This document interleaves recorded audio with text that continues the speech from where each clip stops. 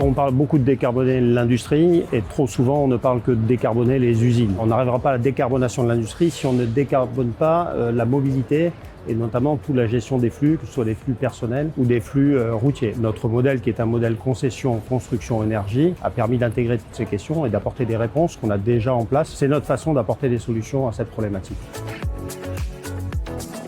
On est présent sur le territoire et le réseau de Vinci Autoroute est également sur le territoire. Pour exemple, ce qu'on fait avec l'installation de bornes électriques sur l'ensemble du réseau, avec 90% de toutes les charges qui sont en charge rapide, c'est une solution qu'on peut apporter au territoire. Comment on intègre du collectif, du covoiturage, des bus avec des connexions directes sur le réseau autoroutier vers le monde urbain, c'est une réponse qu'on peut apporter.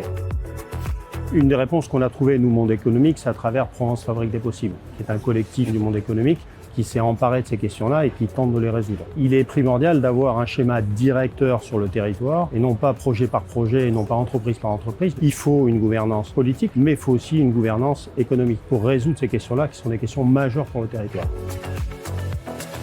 Il y a de nouvelles compétences qu'il va falloir acquérir pour l'évolution du monde industriel. Donc, il va falloir traiter des sujets sur le photovoltaïque, sur l'hydrogène, sur les nouveaux carburants de synthèse. On s'y emploie, mais ça prend du temps. Et l'attractivité de l'industrie fera en sorte qu'effectivement beaucoup de jeunes viendront dans ce métier-là quand ils auront compris les enjeux pour le territoire, notamment celle de la décarbonation pour le futur. Après, il faut structurer les filières et être prêt pour les projets qui arriveront en 2030.